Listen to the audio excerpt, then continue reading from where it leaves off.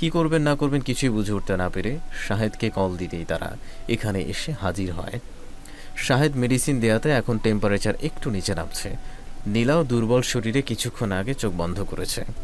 তাদের নীলাকে নিয়ে এমন ব্যস্ততার মধ্যে কেউ এক প্রকার হুড়মুড়িয়ে রুমে প্রবেশ করল। সাদিদ এসেছে, তার পেছন পেছন আরিফ মাহমুদও রুমে প্রবেশ করলেন। নীলার শুকনো মুখটা দেখে সাদিদের বুকে তীক্ষ্ণ ফলার ন্যায় অনুভব হচ্ছে। সে ধীর পায়ে নীলার দিকে এগিয়ে গেল। নীলার চোখজোড়া বন্ধ, কপালে সাদা পাতলা সুতি কাপড়ের পট্টি দেয়া। সাদিদ বুঝতে পারছে না তার এখন কি করা উচিত। নীলার উপরে তার অধিকার নেই, এমনকি তার অনুভূতির কথা গুটি কয়েক সদস্য ব্যতীত সবার জন্য অজানা। এমত অবস্থায় সাদিদের বুকে নীলার জন্য যে অস্থিরতা রয়েছে সেটা প্রকাশ করা উচিত হবে, সেটা নিয়েই সাদিদ সন্দিহান। সাদিদ এক পলক শাহেদের দিকে তাকালো।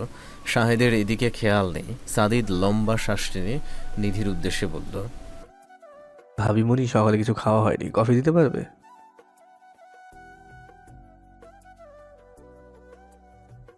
বলেই নিধি তড়িঘড়ি করে কিচেনের দিকে এগিয়ে গেল। আরিফ মাহমুদ দরজা খুলে দিয়ে সাদিদের সাথে এসেছিলেন, এবার তিনিও প্রস্থান করলেন। সাদিদ এবার নীলার পাশে চেয়ার টান দিয়ে বসল। এক দৃষ্টিতে নীলার দিকে তাকিয়ে থেকেই শাহেদের উদ্দেশ্যে বলল, ভাইয়া, ওর শরীরের এখন কি কন্ডিশন?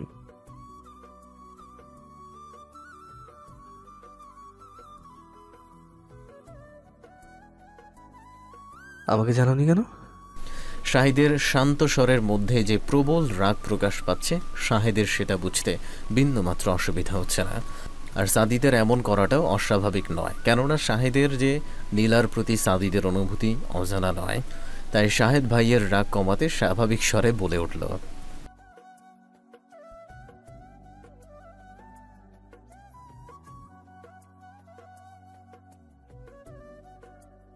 তুমি ভেবেছিলে? সাদিদের প্রচণ্ড রাগ লাগছে, কিন্তু রাগের মাথায় সে ভাইয়ের সাথে খারাপ ব্যবহার করতে চায় না। তাই বার কয়েক লম্বা শ্বাস টেনে নিজেকে যথেষ্ট স্বাভাবিক রেখে বলল, হঠাৎ করে এত জ্বরের কারণ কি? কিছু বুঝতে পেরেছ? তাহলে কেন বলো, কিভাবে হয়েছে?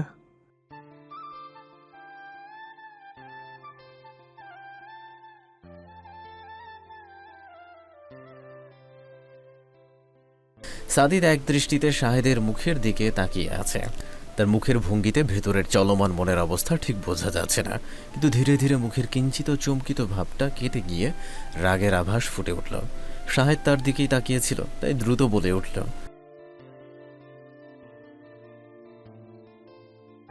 ভাইয়া, একটু একা ছেড়ে দাও ভাইয়া, প্লিজ। সাদিদের গম্ভীর স্বরের সামনে শাহেদ আর কিছু বলতে পারল না। সাদমানকে কোলে নিয়ে রুমের বাইরে চলে গেল। যাওয়ার আগে দরজাটা সে হালকা ভিড়িয়ে দিয়ে গেল। শাহেদ রুমের বাইরে রাখা পাশের সোফায় গিয়ে বসল, কেননা সাদিদ নীলাকে একই রকমভাবে এক রুমে দেখলে কেউ বিষয়টা স্বাভাবিকভাবে হয়তো নেবে না। আর এই মুহূর্তে অযথা ঝামেলা বাড়ানোর ইচ্ছে শাহেদের নেই। তার বিশ্বাস, সাদিদ যেহেতু বলেছে সঠিক সময়ে সবাইকে সবটা বলে দিবে, তার মানে বলে দিবে। আর নিজের ভাইয়ের উপর তার শতভাগ বিশ্বাসও রয়েছে, তাই সাদিদকে আর বাধা দেওয়ার প্রয়োজন বোধ করল না। সাদিদ নীলার বন্ধ চোখের দিকে এক দৃষ্টিতে তাকিয়ে আছে। তার এখন মায়া, রাগের এক মিশ্র সংমিশ্রণের অনুভূতি হচ্ছে। এক দৃষ্টিতে নীলার দিকে তাকিয়ে থাকতে থাকতে তার ক্ষোভের পাল্লাটা এবার নিচে নেমে গেল। চোখ জোড়াতে এসে ভিড় করল প্রাণ পাখির জন্য এক সমুদ্র মায়া। মুঠো করে রাখা শক্ত হাত দ্রুত ক্রমশ হালকা হয়ে এলো। সাদিদ নীলার কপাল থেকে সাদা কাপড় টানিয়ে আবারও সেটা জলে ভিজিয়ে কপালে দিল। ডান হাতটা দিয়ে নীলার গলায় স্পর্শ করতেই নীলা ঘুমের ঘোরেই খানিকটা কেঁপে উঠল। সাদিদ জ্বরের অবস্থাটা চেক করে ভালোভাবে কাঁথাটা তার শরীরে দিয়ে গেল। নীলার চোখ মুখ খানিকটা ফুলে আছে, মুখটা একটু শুকনোও লাগছে, ঠোঁটগুলো রুক্ষ হয়ে আছে, কিন্তু জ্বরের তুপে ঈষৎ লালচে বর্ণ ধারণ করেছে। সাদিদ নীলার গালে হাত রেখে নিজের মুখটা খানিকটা নিচে নামিয়ে আনলো।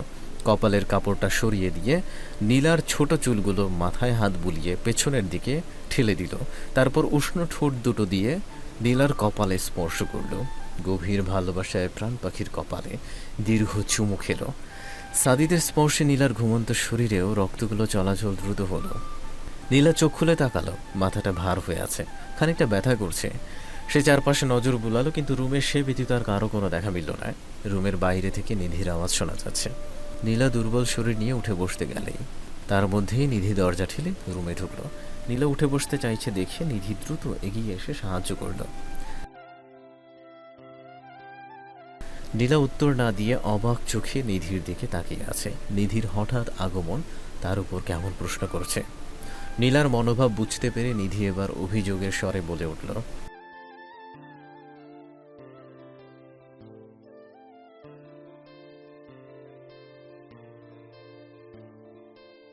নীলা কেবল চমকিত দৃষ্টিতে নিধির দিকে তাকিয়ে আছে। কি বলছে নিধি এসব? সব নীলার মাথার উপর দিয়ে যাচ্ছে। নীলাকে প্রশ্নবোধক চাহনিতে এমন বিচলিত দেখে নিধি তার অগোচরে কি হয়েছে বলতে লাগলো। সবকিছু শোনার পর নীলার মন খারাপ ভাবটা আবারও বেড়ে গেল। চোখের সামনে আবারও সবকিছু ভেসে উঠল, আর সাথে সাথেই যুক্ত হলো বুকে এক তীক্ষ্ণ যন্ত্রণা। নীলা নিজের মনের অবস্থা কাউকে বুঝতে দিতে চায় না, তাই সবকিছু সাইডে রেখে অপরাধী কণ্ঠে বলল, সরি আপুনি, তোমাদের সবাইকে টেনশনে ফেলে দিলাম।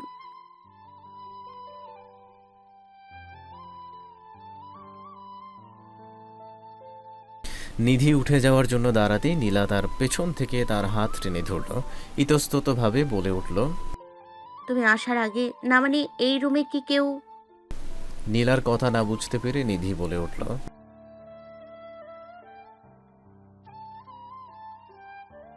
না মানে তুমি আসার আগে এই রুমে কেউ ছিল? নিধি আর কিছু বলে উঠতে পারল না। শাহেদ দরজা ঠেলে রুমের ভেতর প্রবেশ করলো। নিধিকে তাড়া দিয়ে বলল, শাহেদের কথা শুনে নিধিও খাবার নিয়ে আসতে চলে গেল। তাই নীলা ভেতরে হাঁসফাঁস করতে লাগলো, কেননা তার অন্যরকম অনুভূতি হচ্ছে। ঘুমের মধ্যেও তার শরীর জুড়ে শিহরণ বয়ে গেছে। তাই নীলা যতক্ষণ উত্তর না পাবে নীলার শান্তি লাগছে না। শাহেদ নীলার শেষের কথাটা শুনেছিল, তাই কিছু একটা ভেবে বলে উঠল,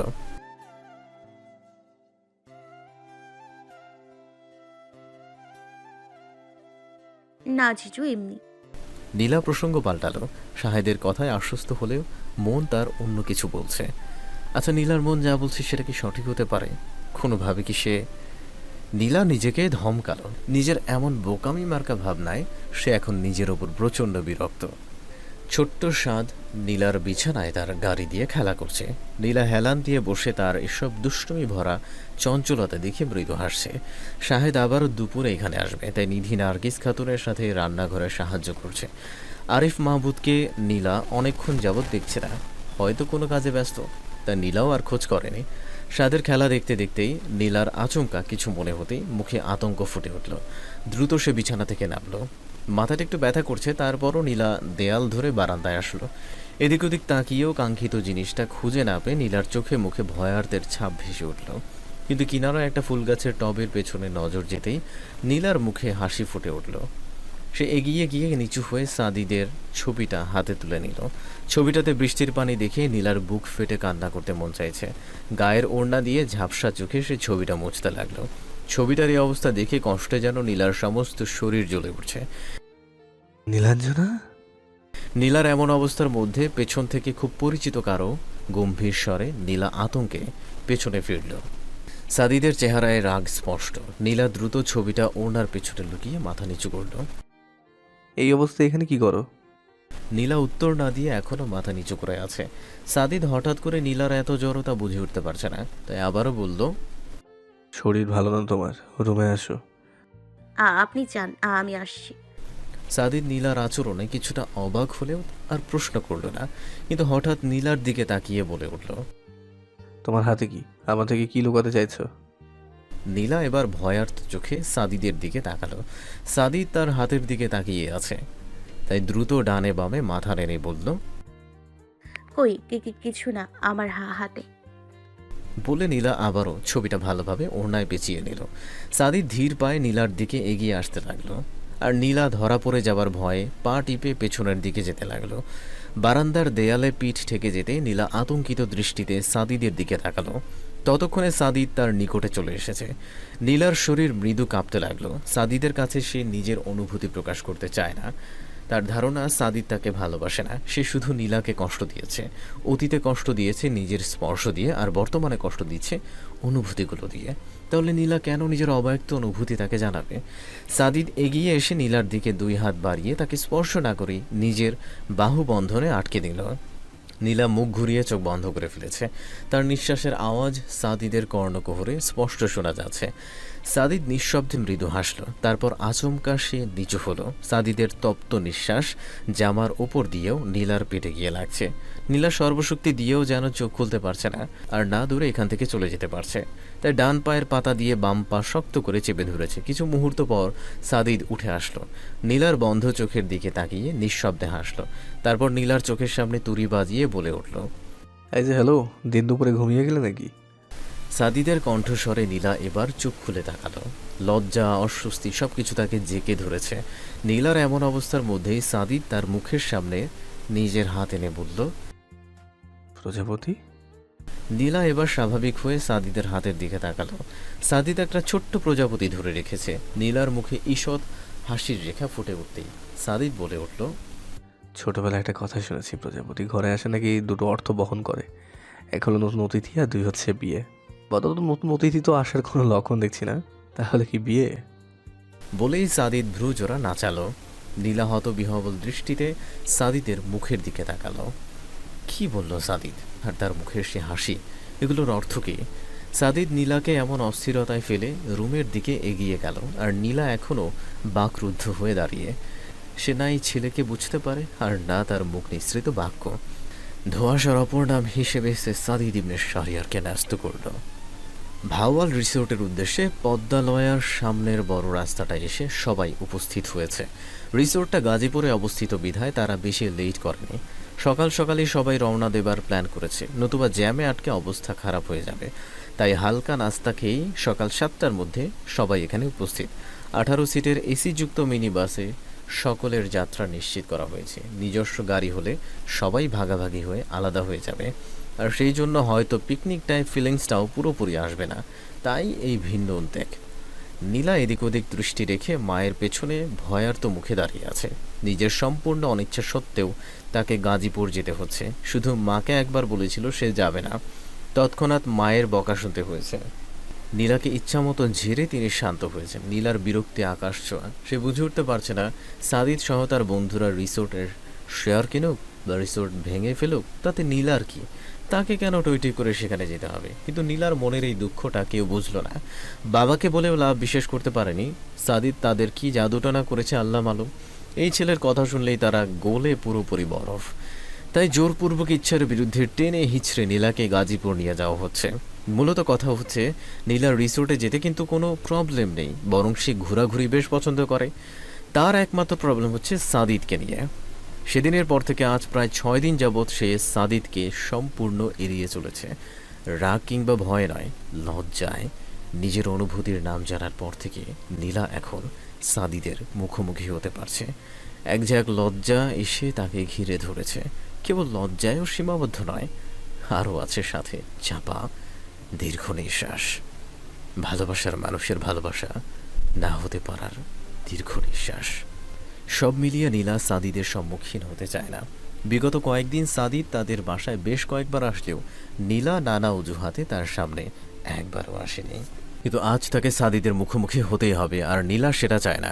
সাদিদের থেকে যত বেশি দূরত্ব বজায় রেখে চলা সম্ভব নীলা এখন সেটাই করতে চায়। কিন্তু আজকে সাদিদের সামনে সে কিভাবে নিজেকে লুকাবে সেটা ভাবতেই নীলার ঘাম ছুটে যাচ্ছে। এমন অবস্থায় আচমকা পেছন থেকে কেউ জাপটে ধরতেই নীলা চমকিত দৃষ্টিতে পেছনে ফিরল। তুমি এখানে? তাই নয় তো কি, তুই আমাকে ভুলে গেলি কিভাবে? আমার দুলাভাই ঠিকই মনে রেখেছে। দুলাভাই? বারে, বান্ধবীর জামাই তো দুলাভাইই হবে। কি আজগুবি কথা বলছিস? কোন বান্ধবী, কার জামাই? ধ্যাত, তুই কিছু বুঝিস না। আরে আমি সাদিদ জিজুর কথা বলছি। থাপড়িয়ে তোর দাঁত ফেলে দিব, ফাজিল মেয়ে। উনি তোর জিজু কিভাবে হয়? তার মানে বলছিস হয় না? তাহলে তো আমি আরো বেশি খুশি। অবশেষে আমার ক্র্যাশ বয়কে ফিরে পেলাম। নীলার রাগী চেহারায় শান্তর দিকে তাকাতেই শান্ত আবারও তাকে জাপটে ধরল, আর মুহূর্তেই নীলার রাগ গলে পানি। শান্ত তাকে জড়িয়ে রেখেই বলল, অনুভূতির থেকে পালিয়ে বেড়াচ্ছিস কেন? ভাইয়াকে একবার বল, অনেকদিন তো হলো। না শান্ত, আমি আগেও তোকে বলেছি আমি ওনাকে কিছু বলতে চাই না। তার জন্য আমি অনুভব করলে কি হবে? সে তো আমাকে অনুভব করে না। তুই জানিস তোকে সে এই কথা একবারও বলেছে? নীলা এবার চুপ করে গেল। এই নিয়ে আর কথা বলতে চায় না, তাই সে পা বাড়িয়ে সামনে এগিয়ে গেল। সবাই এক এক করে বাসে উঠে বসলো। নীলা এবং শান্ত সেকেন্ড লাস্ট সিটে গিয়ে বসেছে। সামনে বসা মানেই ফ্রিতে বড়দের বকা খাওয়া, তাই তাদের এই মিলিত সিদ্ধান্ত। নীলা এতক্ষণ ভয় টেনশনে থাকলেও শান্তকে পেয়ে এখন বেশ ভালো লাগছে, তাই দুজনেই বেশ হাসি খুশি। কিন্তু প্রাণের বন্ধু হয়ে যে শান্ত মির্জাফরের কাজ করবে সেটা কে জানত। সাদিদ, তানভীর আর অর্ণবকে নিয়ে বাসে উঠতেই শান্ত বলে উঠল, জি মানে ভাইয়া, আপনার সিটের সাথে আমারটা এক্সচেঞ্জ করবেন? আসলে আমার উইন্ডো সিটটা পছন্দ ছিল। অন্য ভাইয়াকেই বলতাম, কিন্তু ওনার সাথে তো প্রিয়তি আপু রয়েছে। নো প্রবলেম, তুমি এখানে চলে আসো। নীলা তাদের কথোপকথন শুনে আতঙ্কিত কণ্ঠে বলে উঠল, এই না না, তুই আমাকে আগে বলবি তো, আমি এখনই সিট পাল্টাচ্ছি। বলেই নীলা দ্রুত দাঁড়িয়ে সিট পাল্টাতে গেলেই শান্ত তাকে বাধা দিল। আরে বসো তো, আমি এত পেছনে বসতে পারবো না। ভাইয়া আপনি আসেন তো। নীলা অসহায় চোখে শান্তর দিকে তাকালো, আর শান্ত প্রতি উত্তরে তাকে একটা কুটিল হাসি ফিরিয়ে দিল। নীলার আর বুঝতে বাকি রইল না, সবটাই শান্তর জেনে বুঝে করা। শান্ত সাদিদের সিটে গিয়ে বসতেই সাদিদ এসে নীলার পাশে বসল। নীলার বাহুতে সাদিদের হালকা স্পর্শ লাগতেই নীলা শিউরে উঠে জানালার পাশে আরও লেগে বসল। সাদিদ এক পলক তাকিয়ে নীলার ইতস্তত বোধ খেয়াল করল, কিন্তু সে দূরে সরে না গিয়ে বরঞ্চ বেশ আয়েশ করে বসল। নীলা পারলে এবার জানালা দিয়ে বাসের বাইরে চলে যায়। সাদিদের শরীরের ঘ্রাণ নীলার নাকে স্পষ্ট লাগছে, আর মাঝে মধ্যে শরীরের স্পর্শগুলোতে নীলার শরীর প্রায় জমে যাচ্ছে, গায়ে বারবার কাঁটা দিচ্ছে। সাদিদ সবটাই আর চোখে খেয়াল করছে, তাই সে ঘাড় ঘুরিয়ে মৃদু হাসল। নীলাদের দুই সিট সামনেই শান্ত বসেছে। শান্ত জানালা দিয়ে রাস্তায় গাড়িদের চলাচল দেখছিল। তার মধ্যেই হুট করে পাশে কেউ বসতেই সে ফিরে তাকালো। উজ্জ্বল শ্যামবর্ণের সেই ছেলেটা দেখেই শান্তর ভ্রুজোড়া অটোমেটিক্যালি কুঁচকে গেল। আজ সকালে রিকশা থেকে নেমে সাদিদের বাসার দিকে আসতেই এই আপদটার সাথে তার দেখা হয়েছিল। অনিচ্ছাকৃতভাবে তানভীরের পায়ে শান্তর হিল জুতার খোঁচা লাগে। তারপর শান্তকে সরি বলার সুযোগটুকু না দিয়ে সে একটু ঝগড়া শুরু করেছিল। কেবল ঝগড়া পর্যন্ত সীমাবদ্ধ থাকলে মাফ করা যেত, কিন্তু সে শান্তর আত্মসম্মানে আঘাত করেছে। গেও হয়ে স্যাবলে সবার ট্রাই করছে, এসব হাবিজাবি বলে অপমান করছে, আর শান্ত কিছু থাকবে নাকি। এরপর জায়গায় দাঁড়িয়েই তানভীরের সাথে কোমর বেঁধে ঝগড়া করেছে। তানভীরের 14 গোষ্ঠী উদ্ধার করে তবেই সে ক্ষান্ত হয়েছে। পরবর্তীতে যখন দুজনের সামনাসামনি পরিচয় হয়েছিল, তখনও দুজনের মধ্যে খুব একটা আত্মীয়সূচক ব্যবহার পরিলক্ষিত হয়নি। মানে হচ্ছে তারা এখনও ঝগড়াতে সীমাবদ্ধ। কিছুক্ষণ আগের কথা মনে হতেই শান্তর আবারও বিরক্তিতে চোখ মুখ কুঁচকে গেল, তাই বেশ রাগী স্বরে বলে উঠল, আপনি এখানে বসেছেন কি জন্য? উঠুন বলছি। মানে আমি কি তোমার কথায় উঠবোস করবো নাকি? দরকার হলে তাই করবেন, আমি আপনার সাথে যেতে পারবো না। সরুন বলছি। এ আমি মনে হয় তোমার সাথে যাবার জন্য দাঁড়িয়ে আছি। তোমার পাশে বসা তো দূরে, দাঁড়ানোরও আমার ইচ্ছে নেই। কিন্তু চোখগুলো একটু কাজে লাগাও। বাসের সব সিট ইতোমধ্যেই ফিল আপ, যেগুলো খালি আছে সেগুলোতে সবার ব্যাগপত্র রাখা। আমার চোখ জায়গাতেই আছে, বরং আপনি নিজেরগুলো কাজে লাগান। ব্যাগের উপর গিয়ে বসার মতো যথেষ্ট জায়গা ফাঁকি আছে। কি? আমি ব্যাগের উপরে গিয়ে বসবো? দরকার হলে ব্যাগের নিচে গিয়েও বসতে পারেন। আর যদি না যাই? যাবেন না কেন? আপনার সাথে এক সিটে বসে গাজীপুর পর্যন্ত যাওয়া আমার পক্ষে সম্ভব নয়। তাহলে তো আমি অবশ্যই যাব না। পৃথিবী উল্টিয়ে গেলেও আজ আমি এই সিট ছাড়ছি না। শান্তর রাগে মাথা ফেটে যাবার অবস্থা। ইচ্ছে করছে তানভীরকে তুলে সজোরে একটা আছাড় দিতে। সে দাঁতে দাঁত কেটে বলল, গাড় কাটালো। তোমার থেকে কম ম্যানার্স ভুলে গিয়ে ফাজিল হয়েছ। খবরদার বাজে কথা বলবেন না। তুমি পুরোপুরি বাজে। আমি অতটাও গুছিয়ে বলতে পারছি না। কি? আমি বাজে? তাহলে আপনি আমার বড়টা। অবশ্যই বড়, তোমার গুরুজন, তাই পা ধুয়ে ধুয়ে পানি খাও। ছি। ছি বলার তো কিছু নেই। হটি মেয়েরা আরো অনেক কিছুর জন্য ওয়েট করে বসে থাকে। শান্ত ভ্রু কুচকালো, আশেপাশে তাকিয়ে রাগী কণ্ঠে নিচু স্বরে বলল, যে যেমন তার জন্য তেমন মানুষই বসে থাকে। শান্তর ফিসফিসানি তানভীরের কর্ণকোহরে ঠিকই স্পষ্টভাবে পৌঁছে গেছে। তাই সে শান্তর দিকে খানিকটা ঝুঁকে এসে কণ্ঠ তার থেকেও খাদে নামিয়ে বলল, ঠিক ধরেছ, যে যেমন আর কি। আমিও ফার্স্ট ক্লাস, তারও ফার্স্ট ক্লাস, মধ্যে থেকে তোমার মতো মিডল ক্লাসের জায়গা নেই। ফার্স্ট ক্লাস বলেই জামা কাপড়ের এত অভাব। সেটা তোমার বোঝার বাহিরে। ফ্যাশনের বোঝো না, আসছে আবার ড্রেস নিয়ে কথা বলতে। শান্ত আর কথা বাড়ালো না। এই বাচাল ছেলের সাথে কথা বললেই কথাকে টেনে টুনে চুইংগামের মতো লম্বা করে। তাই প্রচণ্ড বিরক্তি নিয়ে সে জানালার পাশ ঘেঁষে বাহিরের দিকে তাকালো। বাস ইতিমধ্যে উত্তরা পেরিয়ে গেছে। এতক্ষণ সবাই শান্তভাবে বসে থেকেই বাস জার্নিটা এনজয় করেছিল, কিন্তু এবার তানভীর প্রায় চেঁচিয়ে বলে উঠল, ভাই, আমরা পিকনিকে যাচ্ছি না শোকসভায় যাচ্ছি? হ্যাঁ, এত নীরবতা কেন? তুই রাজি থাকলে তো শোকসভার আয়োজন করতে পারি। কে তানবীর, রাজি হবি নাকি এই শোকসভার পাত্র? শালা তুই কথা মারাস না।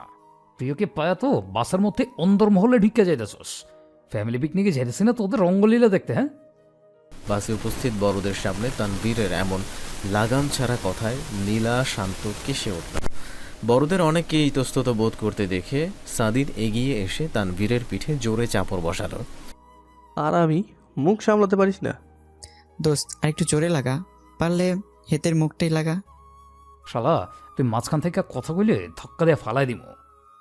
বাবু, এসব কি বলে তানভীর? প্রিয় বেবি, সে অনেক কিছু বলে, এত সবে কোনো কান দিয়ে লাভ নাই। অর্ণবের আর তার বেবির আদিক্ষেতা দেখে তানভীরের গায়ে যেন ফোসকা পড়ল। তানভীর দাঁত চেপে বলে উঠল, চত্ব সব পালসাল। সাদিদ হাসল, তারপর বন্ধুর মন ভালো করতে পেছন থেকে গিটারটা তুলে এনে সুর তুলল। তানভীরের রাগ এবার থেমে গেল। দ্বিগুণ উৎসাহ নিয়ে সেও হাতে আরেকটা গিটার তুলে নিল। এই মায়াবী চাঁদের রাতে রেখে হাত তোমার হাতে, মনের এক গোপন কথা তোমায় বলতে চাই, শুনতে চাই, কিন্তু তারপরে আর গানের কথা মনে নাই। হায় হায়, তারপরে আর গানের কথা মনে নাই। কিন্তু বলেছিলে আমার জন্য লিখবে এমন গান, হবে এক মিষ্টি মধুর প্রেমের উপাখ্যান। শোনো প্রিয়, শোনো দিয়ে মন, সেই গানই গাইছি এখন। শোনো প্রিয়, শোনো দিয়ে মন, সেই গানই গাইছি এখন। এখন এই গানের ভাষায় স্বপ্ন আশায় তোমায় শোনাতে চাই, বলো শুনতে চাই। সবাই এতক্ষণ পাশ থেকে তাদের উৎসাহ দিচ্ছিল, কিন্তু এবার সাদিদের সাথে সবাই জোরে একসঙ্গে গেয়ে উঠল। কিন্তু তারপরে আর গানের কথা মনে নাই। হায় হায়, তারপরে আর গানের কথা মনে নাই। সবার মুখে হাসি, করতালি দিয়ে বাসের সবাই ইতিমধ্যে পরিবেশ গরম করে ফেলেছে। ছোট্ট সাদমানও সিটে দাঁড়িয়ে ছোট্ট হাতগুলো দিয়ে সবার দেখা দেখি হাততালি দিচ্ছে আর খিলখিলিয়ে হাসছে। আর চলন্ত বাসে পড়ে যেন না যায়, শাহেদ তাকে শক্ত করে আগলে ধরেছে। তার মুখে হাসি, পাশে বসে নিধিও হাসছে। সাদিদ পাশে বসা নীলার দিকে তাকিয়ে আবারও সুর তুলল। এই মায়াবী চাঁদের রাতে রেখে হাত তোমার হাতে, মনের এক গোপন কথা তোমায় বলতে চাই, শুনতে চাই, কিন্তু তারপরে আর গানের কথা মনে নাই। হায় হায়, তারপরে আর গানের কথা মনে নাই। সবাই হাসছে, কেননা এতক্ষণ সবাই বয়স সম্পর্কে ভুলে গিয়ে গলা ফাটিয়ে সাদিদের সাথে গান গেয়েছে। সুর কেমন হয়েছে সেটা বড় কথা নয়, সবাই যে আনন্দ করেছে এটাই মোক্ষম। সাদিদ নীলার দিকে তাকালো, তার মুখে এখনও হাসি লেগে আছে। এতক্ষণের সব জড়তা কেটে গিয়ে সবার সাথে সাথে সেও আনন্দে সামিল ছিল। সাদিদের মুখেও হাসি ফুটল, কেননা সাদিদ তো এমনটাই চেয়েছিল, আর তার জন্যই এত কিছুর আয়োজন। প্রাণ পাখির রাগ, ক্ষোভ, মধ্যকার সকল দূরত্ব কমাতে সাদিদ কোনো কমতি রাখতে চায় না। শীঘ্রই পাখিকে নিজের খাঁচায় আটকানোর পুরো ব্যবস্থা করে ফেলেছে সেদিন। তাদের গানের শেষে আকস্মিকভাবে বাহিরে সূর্যের তাপে ভাটা পড়ল। গুড়ি গুড়ি বৃষ্টিতে মুহূর্তের মাঝেই বাসের ছাদে আওয়াজ হতে লাগলো ঝুম বৃষ্টির ঋণিঝিনে। তাই তানবীর ব্যঙ্গাত্মক স্বরে বলল, কিরে সাদি, তুই তো মারাত্মক কুফারে, ভালা টালা দিনটারে বৃষ্টিতে চুয়াই দিলি। সাদিদ মাথা চুলকে হাসল। এক পলক পাশে বসে থাকা নীলার দিকে তাকাতেই নীলার হাসি মুখটা নজরে আসলো। সাদিদকে এক দৃষ্টিতে তাকিয়ে থাকতে দেখে নীলার পূর্বের ন্যায় আবারও দৃষ্টি এড়ালো। সবাই বৃষ্টি স্নাতরত প্রকৃতি দেখতে ব্যস্ত। বাহিরে দেখতে গিয়ে শান্তর শরীরের সাথে তানভীরের আচমকা স্পর্শ লাগতেই শান্ত তাকে ধাক্কা দিয়ে সরালো। গায়ে পড়া লোক, দূরে সরেন। ইস, আসছে আমার প্রিন্সেস ডায়না। কি আমার শরীর, আবার এটা নিয়ে রং চং। খারাপ কি দেখলেন? ভালোর কি আছে? আপনার মাথা আছে? সেটা তুমি না বললেও জায়গা আছে। শান্ত বিরক্ত হয়ে জোরে চেঁচিয়ে উঠল। ড্রাইভার ভাই, জোরে একটা গান চালান তো। পাশে বসা পাগলটা আমার মাথা খেয়ে নিচ্ছে। কাকে পাগল বললে? আপনাকেই বললাম। Any doubt? তানভীর উত্তর না দিয়ে কি মনে করে বাঁকা হাসল। শান্ত তার হাবভাব না বুঝে সিটে হেলান দিয়ে চোখ বন্ধ করলো। আপাতত এই আপদের মুখ দর্শন করার তার বিন্দু মাত্র ইচ্ছা নেই। শ্রাবণের মেঘগুলো জড়ো হলো আকাশে, অঝরে নামবে বুঝি শ্রাবণেরই ধারায়। নীলা চমকিত দৃষ্টিতে পাশ ফিরল। বুকটা তার ধুক করে উঠল, কেননা সাদিদ অপলক দৃষ্টিতে তার দিকেই তাকিয়ে আছে। নীলা দ্রুত চোখ সরিয়ে নিল। তার চিন্তা হচ্ছে সাদিদ কি চলন্ত বাসে তার কাঁপুনি বুঝে যাবে নাকি, নতুবা বাসের সিটে যে হারে নড়ছে সাদিদ বুঝতে পারলে লজ্জায় পড়তে হবে। ভাবতেই নীলার এখন ভয় লাগছে। আজ কেন মন উদাসী হয়ে দূর অজানায় চায় হারাতে, আজ কেন মন উদাসী হয়ে দূর অজানায় চায় হারাতে।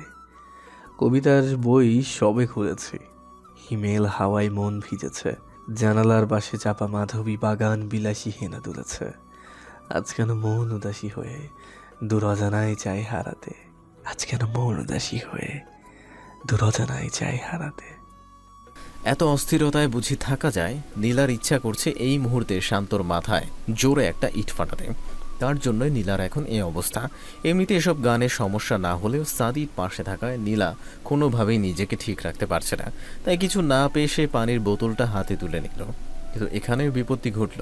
তার হাত এত বেশি পরিমাণ কাঁপছিল যে মুখে গলায় পানি পড়ে জামা কিছুটা ভিজে গেছে। সাদিদ এবার এগিয়ে আসলো, নীলাকে বুঝতে না দিয়ে টিস্যু হাতে নিয়ে নীলার মুখের আর গলার পানিটুকু মুছিয়ে দিতে লাগলো। নীলার অস্বস্তি যেন আরও কয়েক গুণ বেড়ে গেল। পানি মুছিয়ে দিয়ে সাদিদ বোতলটাতে হাত দিতেই নীলা তার দিকে চোখ উঠিয়ে তাকালো। কিন্তু সাদিদের চোখে চোখ পড়তেই নীলা আবারও মাথা নিচু করল। এই চোখে যে নীলা তাকাতেই পারে না, নেশার মায়াজাল যেন এই চোখ জোড়া আর এই চোখের মালিক। সাদিদ নীলার অবস্থা দেখে নিঃশব্দে হাসল। তারপর নীলার থুতনিতে হাত দিয়ে তার মুখটা একটু উঁচু করে নিজের পানি খাইয়ে দিতে লাগলো। নীলার অবস্থা যে কেমন হবে সেটা বলা বাহুল্য। সাদিদ তাকে পানি খাইয়ে আবারও মুখ মুছিয়ে দিল। নীলা সবটুকু সময় শুধু মাথা নিচু করে রাখল। সাদিদের দিকে তাকানোর মতো সাহস সে খুঁজে পাচ্ছে না, কিন্তু বারবার মনে এসে ভিড় জমাচ্ছে কতগুলো প্রশ্ন, যে প্রশ্নের উত্তর সাদিদ ব্যতীত আর কারো পক্ষে হয়তো দেয়া সম্ভব নয়। কিন্তু সাদিদ কি দিবে সেই প্রশ্নের উত্তর? নীলার অবুঝ মন বলে দিলে ক্ষতি কি, কিন্তু নিয়ন্ত্রণহীন মস্তিষ্ক বলে এমনটা চিন্তা করাও পাপ। নীলার আবারও বুক চিরে দীর্ঘশ্বাস বেরিয়ে আসলো। ভালোবাসার শব্দটাই কষ্টের, কষ্ট ব্যতীত আর কিছুই তাতে আশা করা যায় না। মেঘেদের যুদ্ধ শুনেছি, সিক্ত আকাশ কেঁদে চলেছে, জমেছে হাসির জলকেলি, পথিকের পায়ে হাঁটা থেমেছে। আজ কেন মন উদাসী হয়ে দূর অজানায় চায় হারাতে। শ্রাবণের মেঘগুলো জড়ো হলো আকাশে, অঝরে নামবে বুঝি এই শ্রাবণে ছড়ায়। গানটা শেষ হতেই নীলার আর চোখে একবার সাদিদের দিকে তাকালো। সাদিদ বোতলের শেষ পানিটুকু মুখ লাগিয়ে শেষ করছে। এই দৃশ্য দেখে নীলার চোখ বেরিয়ে আসার উপক্রম। সাদিদ তার মুখ লাগানো জায়গায় মুখ লাগিয়ে পানি খাচ্ছে, বিষয়টা মাথায় যেতেই অজান্তেই নীলার হাত তার ঠোঁটে চলে গেল। আর এমন সময়ই সাদিদ আবারও নীলার দিকে তাকালো। নীলাকে ঠোঁটে হাত দিতে দেখেই সে এগিয়ে আসলো, মাথা নুইয়া খানিকটা ঝুঁকে ঠোঁট কামড়ে মৃদু হেসে নিচু স্বরে বলল, ইটস টেস্ট লাইক সুইট।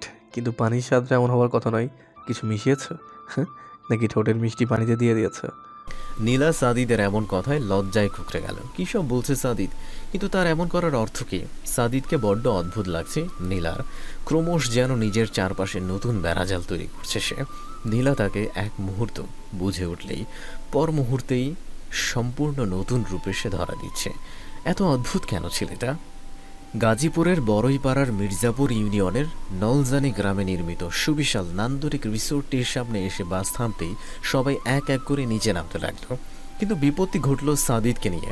তার জন্য নীলা নিচে নামতে পারছে না। নামবে কিভাবে? সাদিদ যে বাসের সিটে হেলান দিয়ে গভীর ঘুম দিয়েছে। সকাল সকাল বেরিয়েও ঢাকার অসহ্যকর জ্যামে তাদেরকে আটকা পড়তে হয়েছে, তাই অনেকটা সময় লেগেছে। আর টঙ্গীর জ্যামে পড়ে তো সাদিদ ঘুমিয়েই গেছে। অবশ্য নীলা মনে মনে বেশ খুশিই ছিল, কেননা সাদিদের পাশে থাকতে তার ভীষণ লজ্জা অস্বস্তি লাগছিল। তাই সাদিদ ঘুমিয়ে পড়বার পর নীলা মোটামুটি হাফ ছেড়েছে, কিন্তু এর মধ্যে সে বেহায়ার মতো একটা কাজ করে বসেছে।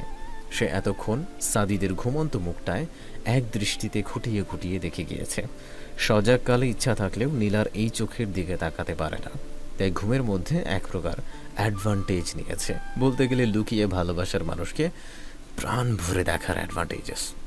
কিন্তু এখন যে দেখার স্বাদ মিটে যাচ্ছে, কেননা সবাই ইতিমধ্যে বাস থেকে নেমে গেছে। বাসে কেবলমাত্র সে এবং সাদিদ রয়ে গেছে। পেছনে বসার কারণে তাদেরকে কেউ ভালোভাবে খেয়াল করেনি। নীলা এবার ফিসফিসিয়ে বলে ওঠে, বাবা এত ঘুম! সবাই নেমে যাওয়ার এত আওয়াজেও মহারাজের ঘুম ভাঙেনি। সাদিদ এবার নড়ে চড়ে একেবারে নীলার পাশে মুখ বন্ধ করে বসল। সাদিদের তপ্ত নিঃশ্বাসগুলো নীলার মুখে এসে লাগতেই নীলা আবারও শিউরে উঠল। কি যে আছে এই স্পর্শতে! নীলার সর্বাগ্র পুরো কেঁপে ওঠে। নীলা এবার একটু এগিয়ে আসলো। তার অবুঝ মনটা এই মুহূর্তে ভয়ানক কিছু কাজ করে ফেলতে তার উপর জোর খাটাচ্ছে। সে নিজের মাথায় চাপড় বসালো। নীলা, শয়তানটা মাথা থেকে দূর কর, সে তোর কেউ না। নিচু স্বরে কথাটা বলেই নীলা এক পলক সাদিদের ঘুমন্ত মুখটার দিকে আবারও তাকালো। মুহূর্তেই তার চোখ জোড়া ম্লান হলো। নিজেকে সামলাতে সে এবার উঠে দাঁড়ালো। ইচ্ছা হলো সাদিদকে টপকে সিট থেকে বের হয়ে যাবে, তাই সাদিদের পায়ের সাইড থেকে পা রেখে বের হবার সময় সাদিদ আচমকা নড়ে উঠল এবং সাদিদের পায়ের সাথে লেগে গিয়ে ব্যালেন্স হারিয়ে নীলা গিয়ে সোজা সাদিদের উপর পড়ল। নীলা চোখ খিচে বন্ধ করে আছে, তার এক হাত দিয়ে সাদিদের বুকের টি শার্ট খামচে ধরা। নীলা চোখ খোলার বিন্দু মাত্র সাহস করতে পারছে না, কেননা সাদিদের গরম নিঃশ্বাসগুলো এসে নীলার চোখে মুখে উপচে পড়ছে। আর অপরদিকে নীলা এতই জোরে পড়েছে যে সাদিদ সাথে সাথেই তাকে আগলে নিয়েছে, বিন্দু মাত্র ব্যথা পেতে দেয়নি। সাদিদের দৃষ্টি পুরোপুরি স্থির। নীলার কোমরে রাখা ডান হাতটা একটু জোরে চেপে ধরতেই নীলা সাদিদের সাথে আরও মিশে গিয়ে তার টি শার্ট খামচে ধরল। ভয়ার্ত চোখে সাদিদের দিকে তাকাতেই দুইজনের দৃষ্টি মিলিত হলো। কিন্তু বোকার মতো এতক্ষণ কি করছিল মাথায় আসতেই নীলা দ্রুত সরে আসতে চাইল, কিন্তু সাদিদ না ছেড়ে আরেকটু শক্তভাবে আগলে ধরল। কি করছেন আপনি?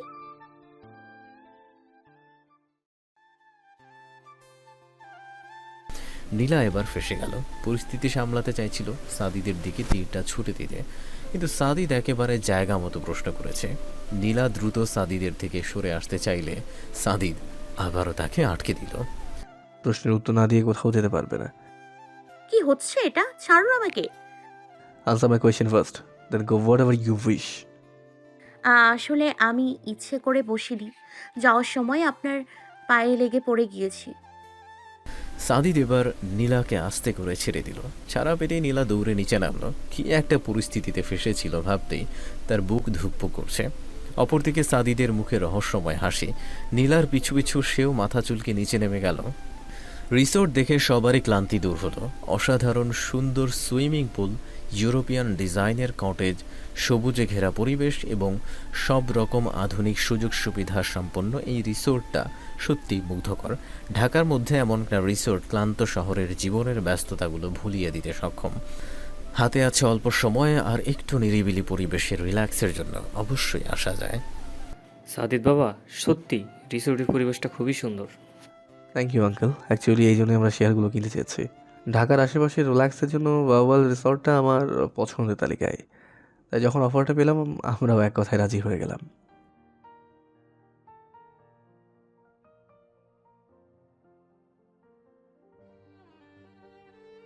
সাদিদ মাথা নিচু করে হাসলো। হাসি মুখে হাসিবুর রহমানের উদ্দেশ্যে বলল, বাবাই প্রমিসড ইউ, তাই যত বিজি থাকি না কেন অবশ্যই অফিসের জন্য সময় বের করব।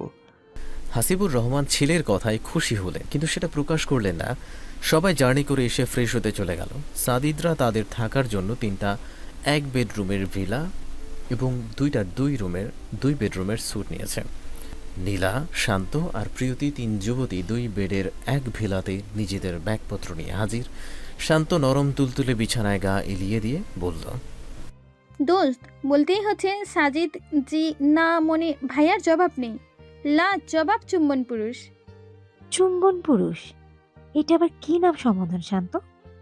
শান্ত কুটিল হাসছে। অপরদিকে নীলার চোখ মুখ গরম। এই বাচাল মেয়েকে 3 বেলা খাবারের মতো নিয়ম করে পেদানো দরকার। প্রিয়তি আপু না দিদি ভাই বলবো? একটা বললেই হলো, সব কিছুতেই আমি কমফোর্টেবল। ওকে দেন দিদিভাই। আপু তো অনেকেই ডাকলাম, তোমাকে না হয় দিদিভাই ডাকলাম। প্রিয়তি হাসল। মেয়েটা খুবই মিশুক আর ভীষণ পাজিও। দিদিভাই, ঘটনা হচ্ছে সাদিদ ভাইয়াকে দেখলে বা ওনার কথা শুনলেই আমার এক ঐতিহাসিক চুম্বন দৃশ্যের কথা মনে পড়ে। অবশ্য দৃশ্যটা আমি সচোখে দেখতে পারিনি, তাই এক গাদা আফসোস রয়ে গেল। মানে সাদিদার চুমু? আমি তো হিসাবটা ঠিক মেলাতেই পারছি না। আরে আপু, তুমিও না শান্ত একটা পাগল। কোনো নায়কের সাথে কোনো অ্যাঙ্গেল মিলে গেল আর সেও তার অদ্ভুত না রেখে বসলো। প্রিয়তি ভ্রু বাঁকিয়ে তাকালো। নীলার চোখে মুখে ভয়, অপরদিকে শান্ত হাসছে। বিষয়টা যতটা নীলা স্বাভাবিক দেখাতে চাইছে তার কাছে ততটাই গরমিলে মনে হচ্ছে। নীলা এই পরিস্থিতি থেকে বাঁচতে চায়, তাই জাপটে গিয়ে প্রিয়ন্তীকে ধরল। আমিও দিদিভাই ডাকি, ডাকতে খুব ইচ্ছে করছে। প্রিয়তি গলে গেল। তার বোন নেই, 3 ভাইয়ের ছোট বোন, তাই এত অল্প সময়ের মধ্যে দুটো বোন পেয়ে তার চোখে মুখে আকাশের চাঁদ পাওয়ার খুশি। দরজায় করাঘাত হলো। নীলা সামনে ছিল বিধায় দরজা খুলে দিল। সাদিদ দাঁড়ানো, হাতে নীলার লাল রঙের ছোট্ট হাত ব্যাগটা, কিছু গল্পের বই আর একটা ডায়েরি। আর কিছু হয়তো খুঁজে পাওয়া যাবে না। এটা তোমার? জি আমারই, ধন্যবাদ আপনাকে। গাড়িতে ছিল হয়তো, আমি খেয়াল করিনি। It's okay. সাদিদ ব্যাগটা নীলার কাছে এগিয়ে দিতে গিয়েও রুমের দিকে উকি দিল। শান্ত প্রিয়তি নিজের কাজে ব্যস্ত। নীলা ব্যাগটা নিতে চাইলেও নিতে পারছে না, কেননা সাদিদ শক্ত হাতে ধরে রয়েছে। নীলা কিছুটা অবাক চাহনিতে সাদিদের দিকে তাকাতেই সে নিচু স্বরে বলে উঠল, রবীন্দ্রনাথ ঠাকুরের চোখের বালি, নট ব্যাড। ছবিটা দেখেছিলে নাকি? নীলার হাত কাঁপতে লাগলো। সাদিদ এমন প্রশ্ন করছে কেন? নীলা এর কি উত্তর দিবে? সাদিদ আরেক কদম এগিয়ে গেল। নীলার কানের কাছে মুখ নিয়ে আরও নিচু স্বরে বলে উঠল, বয়স তো খুব বেশি না, তবুও ছবি লিড ক্যারেক্টারের ন্যায় শাড়ি পরলে মন্দ হয় না, কিন্তু আরেকটু নাদুস নুতুস হলে ভালো ফুটতো। কিন্তু তারপরও চোখ জোড়া এই শুকনো সৌন্দর্যই অবলোকন করতে চাই, তাই অধীর আগ্রহে অপেক্ষামান। সাদিদ চলে গেল। নীলার দৃষ্টি মেঝেতে স্থির। তার চোখের পাতা দ্রুত ওঠানামা করছে, মুখ ঠোঁট কাঁপছে, সমস্ত শরীর মৃদু কাঁপছে। এসব কি? সাদিদ তাকে কি বুঝিয়ে গেল? নীলা তো কিছুই বুঝতে পারল না। রহস্য, রহস্য, কেবলমাত্র রহস্য। এই ছেলেটাই আস্ত একটা রহস্যের গোড়াও। এই, কি হয়েছে তোর? এমন গাছের মতো স্থির হয়ে দাঁড়িয়েছিস কেন? শ্বাস প্রশ্বাস চলছে তো নাকি? দেখি তো, কাছে আয়। দোস্ত, শরীর কাঁপছে। তোকে আবার কবে থেকে হাঁপানি রোগে ধরেছে? আর কার সাথে কথা বলছিস? কে আসছিল? উনি উনিটা আবার কি? ও তাই, বল। দোস্ত, শুধু হাঁপানি রোগী দেখে বিস্মিত হলাম। ম্যালেরিয়া, ল্যাভেরিয়া আরো ভয়ানক কিছু টিছু হলে স্বাভাবিক হতো। নীলা হাতের ব্যাগ নিয়ে শান্তকে মার শুরু করলো। আরে, আমাকে মারিস কেন? তোমার ওনার সামনে তো ঢাকা মেডিকেলের হাঁপানি রোগী হয়ে যাস। আরে নীলা, থামো, কি করছো তোমরা? আরে শান্তকে এমন মারার কারণ কি? আরে থামো না। দিদিভাই আটকিও না, এই ফাজিল মেয়েটাকে আজ আকাশের চাঁদ দেখিয়ে ছাড়বো। দোস্ত, আজ মেবি অমাবস্যা, ইচ্ছে পূরণে বিঘ্ন ঘটলো। নীলার অসহায়ত্বের পরিমাণ দ্বিগুণ হলো। তার সাথে পাল্লা দিয়ে রাগও তরতর করে বাড়ল। অবশেষে শান্তর একচোট গোষ্ঠী উদ্ধার করে সে ক্ষান্ত হলো। সবাই হালকা ফ্রেশ হয়ে ভিলা থেকে বেরিয়ে আসলো। সকালে ভালোভাবে নাস্তা করা হয়নি, তাই এখন টুকটাক নাস্তা এবং কফি খাওয়ার জন্য সবাই এখানে একত্রিত হয়েছে।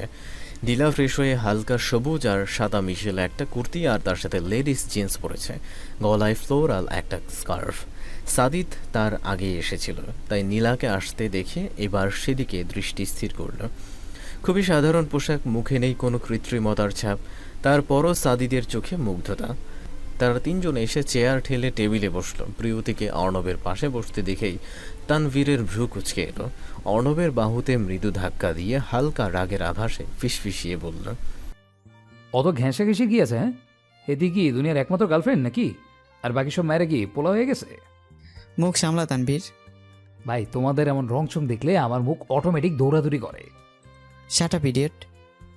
ইংরেজি কইলে উষ্ঠা মারিয়া সামনের পানিতে ফালাই দিব। ওহে মোর প্রিয় দোস্ত। ওহ, শুদ্ধ বাংলাতে আই থিঙ্ক বন্ধু। ওহে মোর প্রিয় বন্ধু, আমাকে ক্ষমা করো, ভুল ত্রুটি মার্জনা করো। তানভীর নিভল। খাবার খেতে চামচ হাতে নিল, কিন্তু কপাল কুঁচকে ঢিল মেরে দূরে ফেলল। উজ্জ্বল শ্যামবর্ণের মুখে ঈষৎ লালচে ভাব নিয়ে সে মুখে পরোটা পরে চিবোতে লাগলো। সাদিদ পাশেই ছিল, তানভীরের পিঠে আলতো করে হাত রাখল। তানভীর ফিরে সাদিদের চোখে চোখ রাখতেই দ্রুত সে দৃষ্টি ফেরালো। চোখ টোক কোঁচলে অবস্থা খারাপ, ভাবটা এমন যে চোখে পোকা পড়েছে। সাদিদ বুঝেও কিছু বলল না। পাপা সুইমিং, পাপা গোসল। শাহেদ নিধি হাসল। সাদ যখন কিছু নিয়ে কনভিন্স করতে চায় তখন বাংলাতে বললে না মানলে রিপিট করে ইংরেজিতে বলে, আবার অনেক সময় ইংরেজিতে বাংলাও বলে। হ্যাঁ জিজু, আমিও যাব। এত সুন্দর সুইমিং পুল সামনে, অথচ এখনো বসে আছি, ভাবতেই আমার মন খারাপ হচ্ছে। নীলা খুশি হলো, পানি তার বরাবরই পছন্দ। ছোটবেলায় সময় অসময়ে পানিতে যাওয়ার জন্য সে মায়ের হাতে অগণিত মার খেয়েছে। সাদিদ কফিতে চুমুক দিয়ে নীলার হাসি মুখটা দেখছে। হঠাৎ নীলার দৃষ্টি সাদিদের দিকে পড়তেই তার মুখের হাসি ভাবটা মিলিয়ে যেতে লাগলো। সাদিদের চোখগুলো নীলাকে ইদানিং খুবই বিরক্ত করছে। চোখের ভাষা বোঝে না, আবার ওই নেশালো আখির অর্থও বুঝে না, তাই বিরক্তির পরিমাণটা আরও দ্বিগুণ। নাস্তার পর সবই রিসোর্টের সুইমিং পুলে এসেছে, কিন্তু কেউই সুইমিং স্যুট পরেনি। উপস্থিত সবাই ফ্যামিলি মেম্বার, তার উপর বড়রা আছে। আর বাঙালি হিসেবে সুইমিং স্যুট মানেই চক্ষু ছানা বড়ার জিনিস, তাই সবাই সামঞ্জস্য মেনেই সুইমিংয়ের জন্য কাপড় বাছাই করেছে। নীলার চোখগুলো শুধু এদিক ওদিক ঘোরাঘুরি করেছে। তানভীর অর্ণব আরও আগেই চলে এসেছে, তাহলে সে এখনও কি করছে এটাই নীলার মাথায় আসছে না। গোসল করতে আসলেও কি তার বাবু সেজে আসতে হয় নাকি? পর মুহূর্তে নীলা নিজেকেই ধমকালো। লোকে বলে প্রেম ভালোবাসায় মানুষ গাধা হয়ে যায়। নীলার মনে হচ্ছে নীলা গাধার চেয়েও ন্যূনতম মানের বস্তুগত জিনিসে রূপান্তরিত হচ্ছে। সাদিদকে সে চায় না, অথচ ঘুরে ফিরে সে সাদিদকেই সবসময় চায়। কি অদ্ভুত! সাদিদ আসলো, নীলার চোখগুলো মুহূর্তেই বড় হলো। কে বলল মেয়েরা শুধু গ্রাস খায়? ডাহা মিথ্যা কথা। এটা বলা মানে মেয়েদের ছোটোখাটো অপমান করা। নীলা বলতে ইচ্ছে করছে এমন কেউ সামনে থাকলে আরও বহুত কিছুই অনায়াসে পাওয়া যায়। পানি ছাড়াও গাপুস গুপুস এসব জিনিস মুহূর্তেই খেয়ে ফেলে ঢেকুর তোলা যায়। তাই এই মুহূর্তে ক্রাশ শব্দটা নীলার কাছে নিতান্তই ক্ষুদ্র মনে হচ্ছে। 3/4 ব্রাউন প্যান্ট, চোখে রোদ, চশমা লাগিয়ে সাদিদ নীলার ভাষ্যমতে বাবু সেজে বেরিয়েছে। নীলার এই মুহূর্তে খুব লজ্জাজনক একটা ব্যাপার অনুভব হচ্ছে। সাদিদের উন্মুক্ত বুকটা দেখতে নীলার বড্ড ইচ্ছা করছে, কিন্তু সাদিদ আকাশি রঙের একটা হাতা ছাড়া টি শার্ট পরে আছে। কিন্তু পর মুহূর্তে ভীষণ আনন্দ লাগছে, কারণ আশেপাশে অনেক সুন্দরী রমণীদের মিলন মেলা, এবং নীলা মরে গেলেও চাইবে না সাদিদ তাদের সামনে খালি বুকে আসুক। নীলার মুখের মৃদু হাসি বিস্তৃত হলো। সাদিদ এগিয়ে এসে পানিতে ঝাঁপ দিল। অপরদিকে নীলা যতই লুকিয়ে চুরিয়ে সাদিদকে দেখুক না কেন, সাদিদ সবটাই বিচক্ষণতার সহিত অবলোকন করে। এবারও পূর্বের ন্যায় সেটা বাদ যায়নি। সাদিদ ছোট কামড়ে মৃদু হাসল। তানভীর সাঁতরে আসতেই শান্তর সাথে ধাক্কা খেল। শান্ত তাল সামলাতে না পেরে ডুব দিয়ে পানি খেল। নাকে মুখে পানি ঢুকে তার কাশি আসছে। শান্ত বার কয়েক শুকনো কেশে দিয়ে রাগী স্বরে বলল, সমস্যা কি? পানি দেখে কি বেহুশ হয়ে গেছেন নাকি? সরি টু সে, বাট তুমি এতটাই বেটু, আর পানির নিচে শরীরের অর্ধেকটা থাকায় তোমাকে আমি দেখতেই পাইনি। বেটু? লজ্জা, তুমি থেকে বাংলাতেও দুর্বল। বেটু মিন্স শর্ট, ইন গেও বাইটটা, আরও গেও চূড়ান্ত বাইটটা। আপনি আপনি একটা বিরক্তকর মানুষ। আই নো, যারা বিরক্তিকর তাদের সবকিছুই বিরক্তিকর বলে মনে হয়। শোনুন বলছি, এত গায়ে পড়া স্বভাব কেন? কই তোমার গায়ে পড়লাম? আমি পড়লে তুমি বুঝি আস্ত থাকবে? এতক্ষণে ভালো একটা কথা বলছেন। ভাল্লুক গায়ে পড়লে মানুষ আসতে থাকে না, পেশে যায়। আর আমিও ভাল্লুকের ধাক্কায় পেশে গিয়েছি। শান্ত ভেজা চুলগুলো এক হাতে সরিয়ে দিয়ে নীলাদের পাশে গেল। তানভীর ডান হাতে চোখ মুখের পানি মুছল। শান্তর চুলের ছিটা সব এসে তার মুখের মধ্যে পড়েছে। অভদ্র মেয়ে একটা, তুই ভাল্লুক, বেয়াদব মহিলা ভাল্লুক। আচমকা হাতে টান পড়তে নীলার ভয় পেল। ভয় প্রকাশ করবার আগেই সে পানিতে ডুবল, এবং কিছু বুঝে ওঠার আগেই কেউ তাকে কোলে তুলল। আপনি? তখন সবাই পানিতে বেশ মজা করছিল। ছোট বড় সবাই আনন্দে সামিল। ছোট্ট সাদমানও পিছিয়ে নেই, সুইমিং জ্যাকেট পরে সবার সাথে সামিল। শান্ত নীলা সুইমিং পুল পেয়ে পানিতেই বাচ্চাদের মতো দৌড়াদৌড়ি শুরু করেছিল। এত বড় সুইমিং পুলে নীলা কখনো আসেনি, তাই আনন্দ উচ্ছ্বাস দ্বিগুণ। তারা দুষ্টুমি করতে করতে এপাশ থেকে ওপাশ যাচ্ছিল। আশেপাশে যে আরও মানুষজনের আনাগোনা আছে সেদিকে তাদের বিন্দুমাত্র খেয়াল নেই। সাঁতরানোর মধ্যেই হঠাৎই এমনটা হয়ে গেল। কিছু বুঝে ওঠার আগেই নীলার বাঘের গর্তে পা দেওয়া হলো। পানিতে ডুবে পানি খেয়েছে, তাই নীলা কাশতে কাশতে আবারও বলল। আপনি? সাদিদ উত্তর দিল না। নীলাকে কোলে নিয়েই তাদের রুমে আসলো। আশেপাশে রিসোর্টের স্টাফরা ছিল, বাইরের কিছু গেস্টরাও উপস্থিত, কিন্তু সাদিদ এসবে পাত্তা দিল না। রুমে নিয়ে এসে নীলাকে কোলে নিয়েই দরজা বন্ধ করলো। কোল থেকে নামিয়ে রক্তলাল চোখে বলে উঠল। ড্রেস চেঞ্জ করো। নীলার এতক্ষণের অবাকের মাত্রা যেন কম ছিল, তাই সাদিদ এই কথা বলে পূর্ণ করছে। I said right now change your cloth. Nila কেঁপে উঠে কয়েক কদম পিছিয়ে গেল। সেই সবের কিছুই বুঝতে পারছে না, না সাদিদের এমন ব্যবহার, না বর্তমান পরিস্থিতি। নীলাকে ঠায় দাঁড়িয়ে থাকতে দেখে সাদিদ দ্রুত এসে তার দুই বাহু চেপে ধরল। পেছনের দেয়ালে নীলাকে ঠেকিয়ে রাগী স্বরে আবারও বলল। Nilanjana, give him only 2 minutes. In 2 minutes, change it quickly. Otherwise, I will do the previous work. বলেই সাদিদ নীলাকে মৃদু ধাক্কা দিল। নীলার বলার আর কোনো ভাষা নেই। সে বিনা বাক্যে কাঁপতে কাঁপতে গিয়ে ট্রলি ব্যাগ খুলল। একটা সাদা কালো রঙের চুড়িদার জামা নিয়ে দ্রুত পা বাড়িয়ে ওয়াশরুমে চলে গেল। সাদিদ অনবরত জোরে জোরে নিঃশ্বাস ফেলছে। রাগে তার পুরো শরীর জ্বলে যাচ্ছে। ইচ্ছে করছে সব কটাকে এই মুহূর্তে ধরে পেশে ফেলতে, কিন্তু এখন মাথা গরম করে কিছুই করা মানেই ফ্যামিলির সবার টেনশন, তার উপর নানা রকম বাড়তি ঝামেলা। কিন্তু নিজেকেও যে নিয়ন্ত্রণ করতে পারছে না, তাই তো নীলাকে এভাবে দিয়ে এসেছে।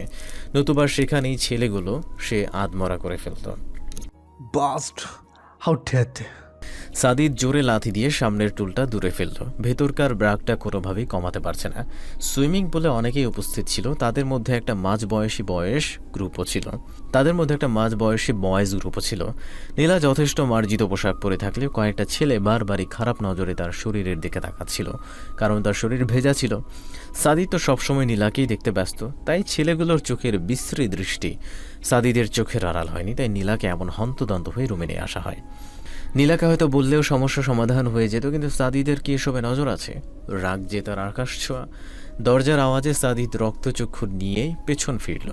মুহূর্তেই তার রাগ কমে গেল, শরীর শীতল হলো, চোখে মুখে নেমে আসলো সীমাহীন মুগ্ধতা। সাদিদ ধীর পায়ে সামনের দিকে এগিয়ে গেল। নীলা সাদিদকে এখনও ভীষণ ভয় পাচ্ছে।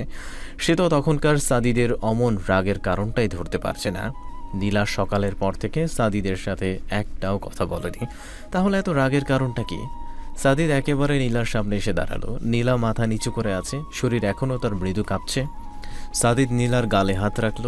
নীলা চমকিত দৃষ্টিতে তার দিকে তাকাতেই সাদিদ অপর হাতটাও নীলার গালে রাখল।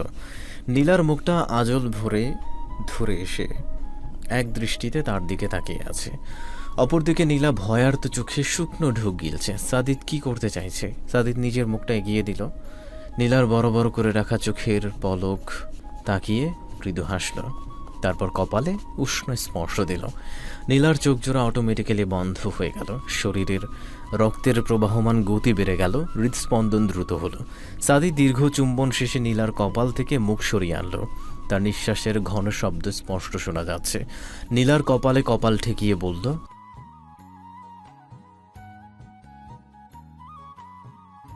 সাদিদ নীলার কপাল থেকে কপাল সরিয়ে আনলো। নীলা এখনও চোখ বন্ধ করে থরথর করে কাঁপছে। সাদিদ আবারও নীলার কপালে ছোট্ট করে চুমু খেল। মুখ হাত থেকে সরিয়ে এক কদম পিছিয়ে বলে উঠল, বাইরে আসতে হবে না, চুপচাপ রুমে বসো, আমি গিয়ে সবাইকে পাঠিয়ে দিচ্ছি। বাহির থেকে দরজা বন্ধের আওয়াজে নীলা এবার চোখ উঠিয়ে তাকালো। সাদিদ চলে গেছে, কিন্তু রেখে গেছে নিজের হৃদস্পন্দন বন্ধকারী সংস্পর্শ। নীলা কাঁপা হাতে নিজের কপাল ছুঁয়ে দিল। শরীরটা যেন আবারও শিরশির করে উঠল। শান্ত ভেজা শরীরে রুমে প্রবেশ করতে কিছুটা অবাক হলো। নীলাকে এমন স্থির দাঁড়িয়ে থাকতে দেখে উৎকণ্ঠার সুরে বলল, এভাবে মূর্তি নাই দাঁড়িয়ে আছিস কেন? নীলা প্রশ্নের উত্তর দিল না। মাথার মধ্যে ইতিমধ্যে প্রশ্নের পাহাড় জমে, সেখানে বিন্দু মাত্র জায়গা নেই। তার মধ্যে আরেকটা প্রশ্নের জায়গা এই মুহূর্তে নীলা করতে যাচ্ছে না। চুপচাপ রুমের বারান্দায় এসে দাঁড়ালো। তাদের রুমটা সাদিদের পাশেই রয়েছে, তাই এই বারান্দা থেকে ওই বারান্দা স্পষ্ট দেখা যায়। নীলা এক দৃষ্টিতে সেদিকে তাকিয়ে আছে, কারণহীন এক স্থির দৃষ্টি। শান্ত প্রিয়তি ততক্ষণে শুকনো জামা পরে টুকটাক গল্প করছে। তাদের গল্পের কিছু অংশ নীলার কর্ণকুহরে এসে বাড়ি খাচ্ছে, কিন্তু নীলার তাতেও কোনো নড়চড় নেই। তার স্থির দৃষ্টি সামনের রুমের বারান্দায়। তোয়ালে দিতে বারান্দায় এসেছিল সাদিদ। পাশেই নীলকে এমন স্থির দৃষ্টি নিয়ে দাঁড়িয়ে থাকতে দেখে সেও তাকালো। নীলার তাতেও কোনো নড়চড় না দেখে সাদিদ এবার একটু কেশে গলা পরিষ্কার করল। নীলাঞ্জনা? সাদিদের ডাকে নীলার হুঁশ ফিরল। তাকে আবারও সামনে দেখে নীলার এবার প্রচণ্ড লজ্জা লাগলো। সে আর কিছু ভাবতে পারল না। এক দৌড়ে রুমে ঢুকল। সাদিদ কিছুক্ষণ সেদিকে তাকিয়ে থেকে মৃদু স্বরে হেসে দিল, তারপর নিজেও রুমে ঢুকল। তা কি ঠিক করলি? কি নিয়ে? এর মধ্যে ভুলে গেলি রাতের প্ল্যান। হ্যাতেরে বলে লাভ কি? হ্যাতে তো প্রিয় সারা শ্বাসও নেয় না।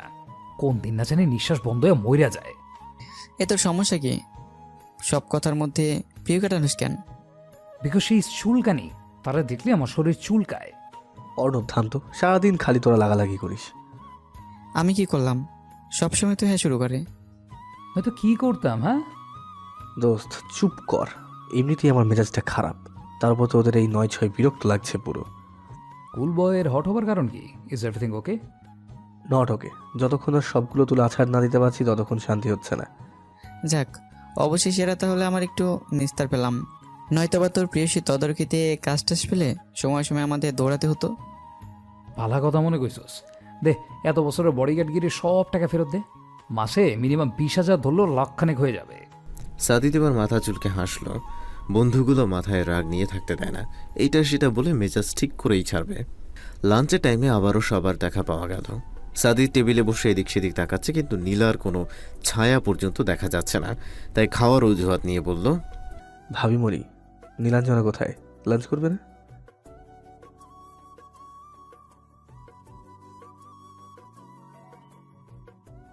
ও, সাদিদের হাত চলছে না, তখন কি বেশি হয়ে গেল? কিন্তু সে কি আর করবে? রাগটা যে কমছিল না, তখন নীলাকেই রাগ নিয়ন্ত্রণে আনবার জন্য একমাত্র অবলম্বন মনে হয়েছে। সাদিদ তেমন খেলো না, জুস খেয়ে উঠে দাঁড়ালো। কিরে খাবি না? মা খিদে নেই, একটু পরে খেয়ে নেবো, তোমরা লাঞ্চ করো। সাদিদ কাউকে কিছু বলার সুযোগ না দিয়ে সামনে এগিয়ে গেল। রুমে এসেও শান্তি নেই, অস্বস্তির কারণে ঠিকভাবে বসাও যাচ্ছে না। সাদিদ দরজা ঠেলে পাশের রুমের দিকে হাঁটা ধরল। নীলা খাবার সামনে নিয়ে অন্যদিকে মুখ ফিরিয়ে বসে আছে। তার কিছুই ভালো লাগছে না। লজ্জা জড়তা যেমন ঘিরে ধরেছে, সাথে এসে যুক্ত হয়েছে অগণিত প্রশ্ন। সাদিদের এমন অদ্ভুত ব্যবহার নীলা বুঝে উঠতে পারছে না। তারপর কিছুক্ষণ আগের সেই স্পর্শ নীলার মাথা পুরোপুরি হ্যাং মেরেছে। একবার পজিটিভ কিছু চিন্তা করলেই দ্বিতীয়বার নেগেটিভিটির ছড়াছড়ি। এমত অবস্থায় দরজায় নক পড়ল। নীলা ঘাড় না ঘুরিয়েই বলল, দরজা খোলা আছে, ভেতরে আয়। চিন্তায় এত মগ্ন যে শান্ত যে রুমে আসেনি, নীলার সেদিকে খেয়ালই নেই। সাদিদ ধীর পায়ে এগিয়ে এসে নীলার পাশে বসল। খাবার এখনো প্লেটে দেখে গম্ভীর স্বরে বলল। নীলা হকচকিয়ে ফিরে তাকালো। সাদিদকে পাশে দেখেই আবারও পূর্বের ন্যায় লজ্জা পেল। কিছুটা ইতস্তত বোধ নিয়ে মাথা নিচু করে বলল, খেতে ভালো লাগছে না। সাদিদের কথা শুনে নীলা বিষম উঠে গেল। পাশের টেবিল থেকে পানি নিয়ে সাদিদ এগিয়ে দিতেই নীলা ঢকঢক করে পানি শেষ করল।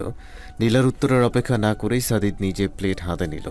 বিনা বাক্যে নীলার মুখের সামনে থেকে খাবার তুলে ধরল।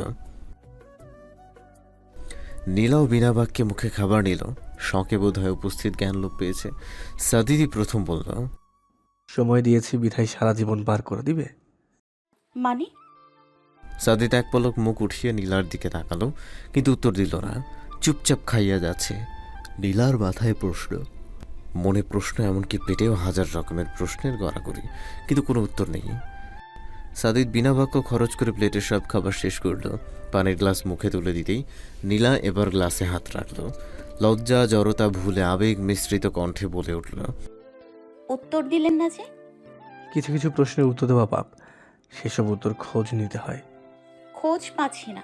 সত্যি কি পাচ্ছ না? নীলা হাত ছেড়ে দিল, দৃষ্টি নিচে নিক্ষেপ করল। ডান হাতের বৃদ্ধাঙ্গুল খানিকটা খুঁড়ে নিয়ে নিচু স্বরে বলল, ভয় হয়, যদি উত্তর মিথ্যে হয়। কষ্ট সহ্য করতে পারি না। যদি কষ্ট সহ্য করতে না হয়, যদি উত্তর পছন্দের তালিকায় স্থান পাই, তখন? নীলার ঠোঁটের কোণে মিষ্টি হাসি দেখা গেল। সত্যি যদি হয়, সত্যি যদি ভালোবাসার মানুষটা তাকেও ভালোবাসে। নীলা ঠোঁটের হাসি বজায় রেখে আবারও বলল, আমি চাই এমনটা হোক, আমি সেটা খুব ভালো করে চাই। সাদিদ এবার হাসল, মিষ্টি হাসি। দরজার দিকে এগিয়ে যেতে যেতে বলে উঠল, আজ পূর্ণিমা, সুইমিং পুলের ডান পাশে রাধিকা অপেক্ষা করবে। সাদিদ বেরিয়ে গেল। নীলা অপলক দৃষ্টিতে বন্ধ দরজার দিকে তাকিয়ে রয়েছে। তার এখন কোনো প্রশ্নের উত্তর দরকার নেই। এই মানুষটার সাথে থাকলে সে হাজারো প্রশ্ন ভাণ্ডারের নিচে চাপা পড়তে রাজি। তারপরও যদি সেই মানুষটা পাশে থাকে তাতেই নীলা সন্তুষ্ট। ইস, কখন যে রাত হবে। নীলা নিজেই হাসলো। একসময় হাসির আওয়াজ বৃদ্ধি পেল, তারপর সে হাসি থামালো না। সে আজ খুব খুশি, তাই হাসির আওয়াজ বেশি। গায়ে হালকা চাদর মুড়িয়ে গুটিসুটি মেরে নীলা শুয়ে আছে। ঘণ্টাখানেক আগে সে শান্তকে বকবক থামিয়ে ঘুমাতে বলছে, কিন্তু সে তার পকপকে ব্যস্ত। প্রিয়তি বয়সে বড়, তাই তাকে কিছু বলা যাচ্ছে না। নীলা না পেরে এবার লাইট বন্ধ করে দিয়েছে। ঘুমিয়ে পড়ার তীব্র অনুরোধ, কিন্তু তারপরও শান্তর মনে দয়া হলো না। সে এখনও তার ঐতিহাসিক গল্পে ব্যস্ত সময় পার করছে। এই তুই ঘুমাবি? তুই আমার ঘুমের পিছনে লাগছিস কেন? তুই ঘুমা, আমি পরে ঘুমাবো। প্লিজ দোস্ত, চল না ঘুমিয়ে পড়ি। অসম্ভব, ঘুম আসছে না, ঘুমাবো কিভাবে? মাথায় হাত বুলিয়ে দিব, কাছে আয়। ব্যাপার কি? তুই আমার ঘুমের পেছনে এভাবে হাত ধুয়ে লেগেছিস কেন? নীলা শুক্ল কাশল, তারপর কণ্ঠে স্নেহ মমতা সব কিছু ঢেলে দিয়ে বলল, একা একা ঘুমাতে ভালো লাগছে না, কাছে আয়, একসাথে ঘুমাই। শান্ত গলে গেল। প্রিয়তিকে গুড নাইট বলে বিছানায় শুয়ে চাদর টানল। টিকটিক করে ঘড়ির কাঁটা 12টা পেরোতেই নীলা শান্তর হাতটা নিজের উপর থেকে ছাড়িয়ে নিল। মুখের চাপা হাসি যেন বাহিরে না চলে আসে, তাই মুখ চেপে ধরে আছে। এদিক ওদিক তাকিয়ে সে শান্ত প্রিয়তিকে ভালোভাবে পরখ করল। না দেখে মনে হচ্ছে দুজনেই গভীর ঘুমে আচ্ছন্ন। নীলা শরীরে পাতলা একটা চাদর জড়িয়ে উঠে দাঁড়ালো। মনে আনন্দের ঢেউ নিয়ে গুটিসুটি পায়ে দরজা ঠেলে বাইরে আসলো। রিসোর্ট এখন পুরো নিরিবিলি, কেমন ভূতুরে পরিবেশ। গা ছমছম করছে। নীলার বরাবরই ভূতে ভয়।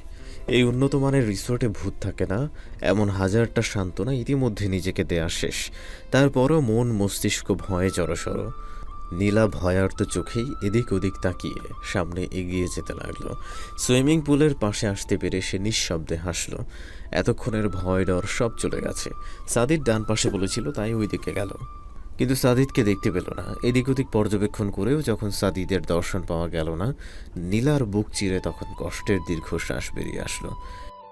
উত্তরটা হয়তো সাধ্যের বাইরে। আমি বোকা, কি বললো আর কি বুঝে খুশি হয়ে গেলাম। একটা তাচ্ছিল্যের হাসি দিয়ে নীলা যাবার জন্য পেছন ঘুরল, কিন্তু পারল না। পেছন থেকে হাতে টান পড়ল। সাদিদ তাকে কোনো কিছু না বলেই টেনে নিয়ে যেতে লাগলো। নীলার কি অনুভূতি হচ্ছে সেটা নিজেই আন্দাজ করতে পারছে না। শুধু পায়ে পা মিলিয়ে সাদিদের পেছনে যেতে লাগলো। সাদিদ একেবারে রিসোর্টের বাহিরে গিয়ে থামলো। কৈফিয়ত দেয়ার ভঙ্গিতে বলে উঠল, গেটের লোকদের ম্যানেজ করতে এসেছিলাম। তোমাকে রাত বলেছি বিধায় এত লেট করবে কে জানে। আর তারাও গেস্টদের নিরাপত্তার জন্য এত রাতে বের হতে দেবে না, তাই রিকোয়েস্ট করতে হয়েছে। আমাকে এসব বলতে হবে না। তাই বুঝি? বলেই সাদিদ এগিয়ে আসলো। তাকে এগিয়ে আসতে দেখে নীলা চমকিত দৃষ্টিতে তাকালো। সাদিদ মৃদু হেসে বুকে হাত রেখে বলল, তাহলে তখন এসব বলার মানে কি? নীলা দৃষ্টি নত করল, মানে সাদিদ তার কথাগুলো শুনে নিয়েছে। সাদিদ আবারও নীলার হাতের মুঠো ধরতেই নীলা দ্রুত তাকালো। অনেক অন্ধকার, পরে গিয়ে ব্যথা পাবে, এই রিক্স আমি আর নিতে রাজি নই। সাদিদ কথাটা গম্ভীর স্বরে বললেও নীলার অত্যধিক ভালো লাগলো। মুখে হাসি নিয়ে সে সাদিদের দিকে ফিরে নীলাকে দেখল। পূর্ণিমার চাঁদের আলোয় নীলার মুখের হাসি স্পষ্ট বোঝা যাচ্ছে। সাদিদ হাত বাড়িয়ে এক হাতে নীলাকে জড়িয়ে নিল। নীলা চোখ বড় করে তাকাতেই নিজেই বলল, কেবল ধরে রেখে ব্যালেন্স করতে পারছি না, হাত পা ভাঙবে, এই রিস্ক নিতে পারবো না। নীলা এবার হাসি আটকাতে পারল না, খানিকটা উচ্চস্বরে হেসে উঠল। সাদিদও হাসছে, কিন্তু নিঃশব্দে। আপনি এমন কেন? কেমন? ভূতের মতো। সাদিদ বুঝেও না বোঝার ভান ধরাতে নীলা এবার বিরক্ত হলো। খানিকটা চাপা রাগ নিয়ে কথাটা বলল। সাদিদ আচমকা নীলাকে নিয়ে নিজের দিকে ঘুরিয়ে তার কোমর চেপে ধরল। নীলা হকচকিয়ে সাদিদের মুখের দিকে তাকালো। তাহলে ভূতের মতো খেয়ে ফেলি? সাদিদের মুখের ভঙ্গি স্পষ্ট বোঝা যাচ্ছে না। নীলা খানিকটা ভয় পেয়ে পেছনে যেতে নিলে সাদিদ আরও চেপে ধরল। কি হলো তো দাও, ভূতের মতো হলে তাদের ন্যায় গাবুস গুবুস খেয়ে ফেলি? নীলার এবার ভয় হচ্ছে। লোকমুখের নানান কথার মধ্যে ভূত প্রেতের আচর বলে একটা কথা প্রচলিত। এ অন্ধকার গুলশান গাছগাছালির মধ্য থেকে কোনো ভূত পেতনি সত্যি সাদিদকে আঁচড় করে ফেলে দিত।